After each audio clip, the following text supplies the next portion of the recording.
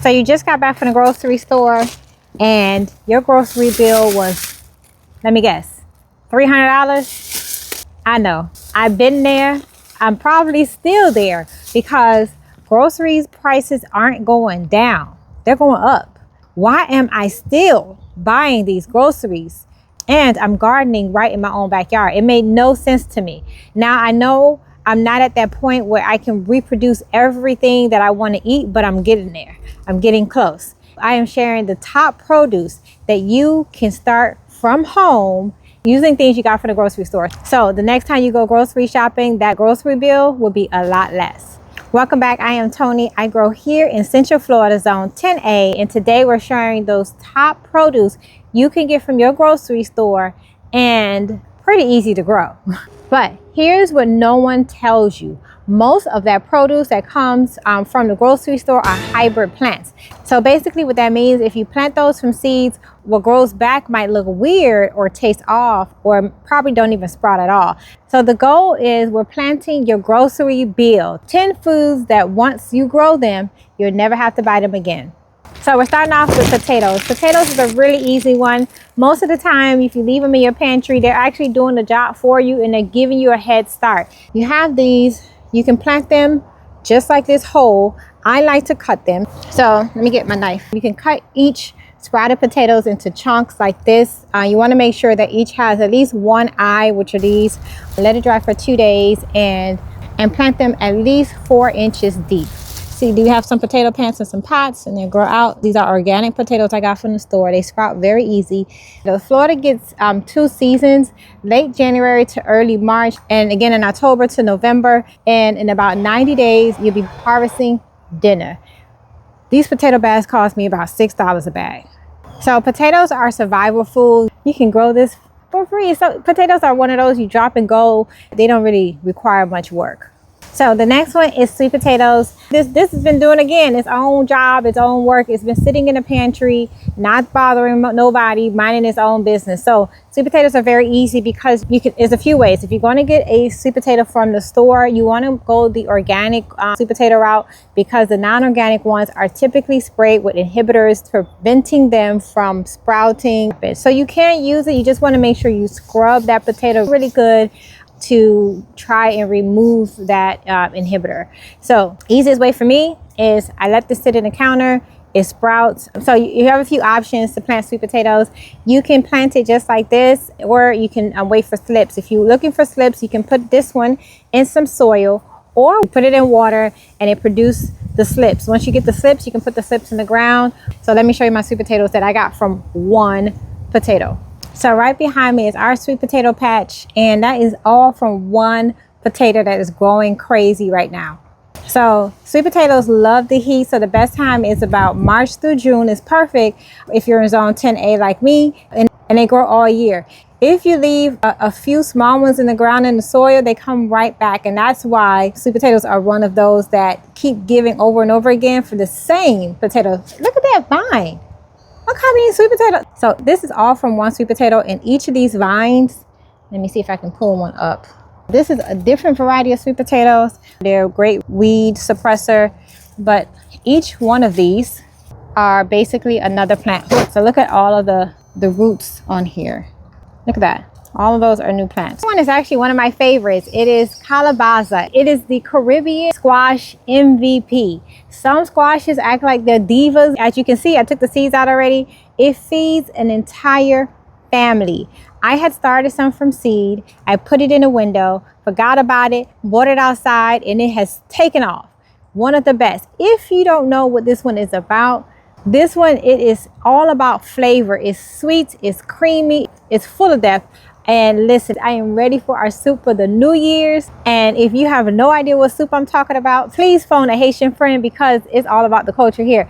You will learn. And it is soup jumu, and this is what we use to make it. Let me show you the plant that I put down, the seed I put down from the store a few weeks ago. So basically, I started the seed. I took the seeds out and I let them dry out for about a week, and I planted them. You can plant them between the months of April and July, and it takes about 4 months to harvest. So let me show you the one that we put down from seed. It's already taken over. Here it is right here. This is the plant from seed from the store. Look at that. I need to give it a trellis or give it room to grow. We have quite a few growing on here already. Look at that. My kids' garden area, and it's made its way on top of our bed right here too. So it definitely needs space to grow because, again, it's a squash. Squash loves to take over. So once it's time to harvest, you let them cure in the sun for a few days. They store for months. So if you're ready for New Year, if you haven't heard and you see this plant, save the seeds for next season. And most of these seeds I can't find at my local plant store. So this one is one to buy and save. This, if you haven't heard of it, it is one powerful food. It's true Caribbean yam. It's not your orange sweet potato. It's dense, it's starchy, slightly nutty. That kind of actually fills you up, and that's why we love it. We love foods that's going to fill your belly. The best time to plant this is about February through April. You harvest them around November through January. You leave a few of the baby roots in the ground and they regrow next year. That's how family fed themselves for generations and generations, because you plant them once, you harvest them for years. You just want to make sure that if you're going to plant it, it has a few tubers on it before putting it in the ground. So I can plant this whole, or I'm gonna cut this one and actually plant it and put it back in the ground. Damn. So moving on to number 5. Let me get my grocery bag. Now, I saw someone tell me this in one of my previous videos, is that they actually went out and bought peanut seeds. So you can grow peanuts directly from the store. You just want to make sure you are grabbing the natural or raw peanuts that's unsalted, unflavored, and they take off. So we have some in the ground. I'll show you guys it here. And they love Florida soil. It's one of those that I did not modify the soil, but the squirrels love them even more, because the moment you put them down, they go and dig them up. So you want to protect them when you first put them down, and you also want to protect them when they are about to be harvested, because they will dig them up for you. They also rebury them for you. Your squirrels are kind of nice sometimes. So you can find peanuts growing all over your yard because the squirrels took them and planted them for their food. This one is a must to plant, because again, it's fillings, peanut butter, it's roasted peanuts, it's boiled peanuts. I don't know. And it's cheaper to plant your own. So definitely worth growing peanuts from the grocery store. So how do you plant them? So you want to grab unroasted peanut and you plant them. You take it out of the shell, of course. I took them out the shell. And you plant these about 2 inches deep, 6 inches apart, and between April, you plant them between April and June. They take about 100 days before the harvest. You see the leaves start to turn yellow. There's a few other signs. The cool part about peanuts is you'll see flowers. Those flowers find its way to dive back in the soil and they replant themselves. So cool. And that's how you get your peanuts. Anyhow, you want to make sure you put it in a spot that's going to have space or a large enough container to contain them. My biggest lesson, I put it in my front yard, and now I look like I have weeds. I'm about to get a notice from my HOA because it's taking over the front yard. If you don't have enough space for it, just make sure you put it in a contained location or in a back space, because they do take over. Anywho, they love Florida sandy soil and they love the full sun. So in about 4 months, you dig up treasure. I'm letting my kids pick this one this year. You can roast them, you can plant them again, you leave some in the ground and they'll come back next season. So these, if you go into the store and you walk by that aisle, I'm gonna need you to turn around and pick you a bag so you can grow it. All right. So here's the next one. I love this one because I have my tea. It is ginger, and putting 2 for 1 right here is ginger and their turmeric root, because they grow very similar. I'm just letting you know, if you're going to the store, this is usually in your fresh produce. They like right next to each other, and so easy to grow. So most time you'll start to see your ginger start sprouting, but if not, you can let it soak and you'll start to see roots. And you want to plant those about 2 inches deep with the buds facing up and keep it warm. They love steady heat. Your nights need to be about 60 degrees Fahrenheit. So the good time is about March through June, and it takes about 8 to 10 months. I know if you're thinking about, I don't really need ginger. Ginger have so many powerful benefits for your body. Whether you're struggling, again, please do your own research. And I am not a doctor, but it helps me personally. If you're struggling with high blood pressure or upset stomach or inflammation, it helps with digestion and ease. There's so many different benefits of ginger. We have ginger tea mostly every night, and I'm sick of paying for it. It grows too easy. not to grow it yourself. All right, that's my commercial about ginger. I say this is my other commercial. I had a headache the other day. I'd like to always just find what I can use in my backyard to help me naturally first before I grab any over-the-counter medication. And I remember I had some ginger. I made ginger tea, and when I tell you, within an hour, my headache was clear. I was able to think again. So this is something you want to have around your house, and it's too easy not to. So if you're going to go to the store, stop by and grab you some ginger. So the cool thing about ginger and about turmeric is that their rhizomes multiply. One root becomes dozens, and that's why in Asia and in the Caribbean, no one really buy ginger. They just keep dividing what they grow, what they have, and they share it, and people plant it, and it keeps growing. So if you're out there in the grocery store, grab you some ginger so you can plant them. All right, moving on. All right, the next one, because I'm thirsty, I might go ahead and take a slice of this. The next one is pineapples. I have made so many videos, but some people are always trying to decide, should they, first off, you're gonna snap that pineapple top off. The pineapples, if you're gonna buy anything, if you're gonna eat the pineapple, you might as well grow it. So you're just gonna take that bottom piece off. So what we're doing is just gonna peel off the few bottom layers. And I like to, because I grew pineapple a few years now, I like to just let this sit on the counter and let it dry. Some people, which I also did too, is put it in water and the root, help it grow roots. For me and my time and me forgetting, I prefer to leave it on the counter for a few days, let it dry so it doesn't rot in the ground, and I plant it directly in the ground in the soil. And it takes about 2 weeks to root. It is one of those that you got to be patient about because it takes about 18 months. But that one plant, it helps or slips, are going to give you more pineapples. It continues to give you season after season. So you can't plant one and think you're going to get one plant. You get a few, because one pineapple will give you pineapple slips, at least 4 or 5 or 6 sometimes. So that's extra plants after it produces its first fruit. Those reproduce, and that takes less. For me, ours grew in about a year. So it is worth it, because a regrown pineapple head, I promise you, tastes way better than what you'll ever buy at the store for your pineapple, or grow a few. Because back here, because they're low maintenance and they like to store the soil, we grow quite a few pineapples throughout our yard. You never can have enough pineapples. Let me cut this. Seriously, you don't want to grow some? So the next one, I have 2. So you can do green onions from the store, do pretty well. I actually forgot this was on our counter. You can grow this indoors, especially during the winter time. So we take our green onions, and this one I cut down. It grows super quickly, guys. Green onions are very easy to grow from store-bought. I just let it sit in a water base, and I just keep cutting. I'll peel back some, and then I just, so delicious. Just keep cutting. And you can plant it in the ground. I wasn't successful when I put it in the ground, to be honest. I actually like growing this one indoors because I need it in my kitchen. I cook with it so many times. This one, it's a win. Now, I do have some onions that I grew in our backyard last season. Let me see if I can do this. So I don't know if you guys saw this video. This is my husband's onion. This one right here, this big gigantic onion. We grew this in our backyard. So if you want full bulb onions, you can plant from December through February and cut off the bottom inch and replant the base, and it'll grow. That's how you keep onions year after year and using the same onions. So we have a ton that we grew last season, and we're going to use those bottoms, replant them, and grow more onions. Going in my grocery bags, and I saw garlic. My sister said, you have a headache. She said, take a piece of garlic. Garlic is you fail.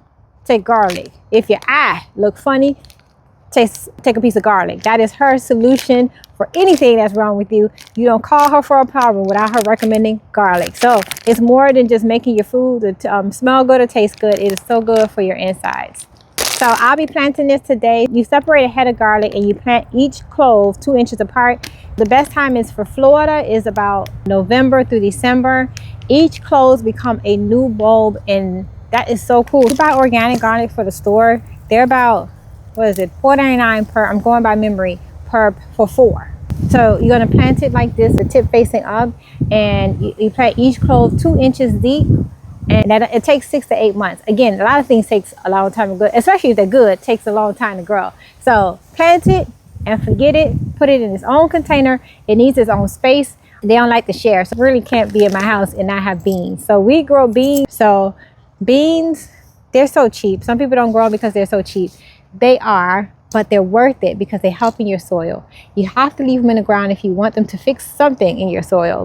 If you just want a quick win, you can put down some beans. One little bean or two is not going to give you enough to stop you from buying your own beans. You got to put down quite a few. My favorite to grow, I say, is pitcher peas because they're next level, because they feed your soil nitrogen and your family protein. They are the true survival crop. We got some growing right over here. You can't really get rid of it. We got another one going on the other side of the house. So easy to grow, and it's filling. So this one I covered in my last video, but this papaya is so pretty, and it's grown from a seed. I have shared it so many other times, but you got to get you a papaya seed. That's all I'm sharing about papayas. So now, before you go and grab every seed from your kitchen, let's clear something up. Not everything from the store grows true. Some foods were bred for size and shelf life. That means they are hybrids. Once you plant those seeds, what comes back can be a total surprise. So I'm going to share a few that I don't recommend. Scotch Bonnet. So one of my favorites to have in my foods. Most of my food is spicy. If I can make cereal spicy, I would. If yours came from a local grower or a Caribbean market, you're pretty much good. But grocery store bonnets, they can be crossed from habaneros or bell peppers half the times. You might get it to look like a Scotch Bonnet, but they'll be missing that flavor or that fire that you got it for. Still plant it so you can build on your own food, your own Florida Scotch Bonnet line. Save the seeds from your best fruit that you got from that Scotch Bonnet, and then you can replant it back in your own yard. So at least you know which one works. The next one I don't really recommend. I got it here because I like trying stuff. Is this one.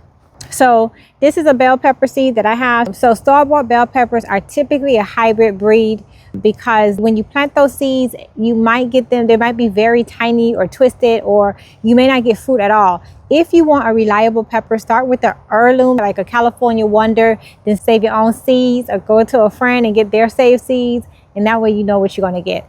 My final one that I don't recommend to grow from seed from the store is watermelon. Most of the time they seedless anyway, so you ain't even got to worry about that. But even the ones that are seeded in the store are often crossbreeds that won't grow true. So if you want a real patch, grab an heirloom like a sugar baby. You can keep the ones that you already know and regrow your own. So those are the ones that I personally don't recommend. So the trick isn't about planting everything. I know it is very tempting. It's the ones that's going to give you back, and it's actually going to taste real.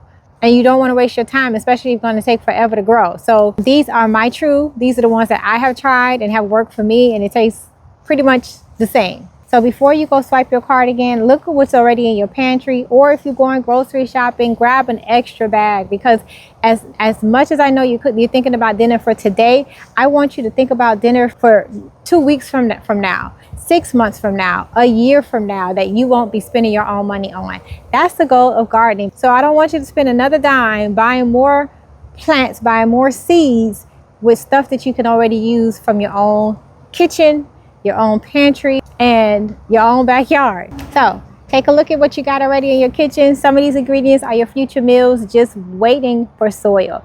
So these are my 10 that's helping me keep my bills down. I'm not trying to pay another mortgage to buy grocery food.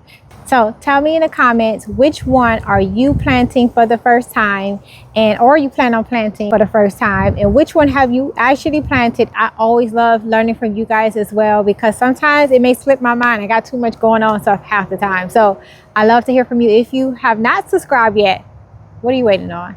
Don't forget to subscribe and join our journey. Oh, if you're looking to learn more about plants that works for Florida soil, don't forget to grab my book. It is on rootedinjays.com, and sharing some of the things that work for us that may work for you too. So until next time, thanks for watching, guys. Bye.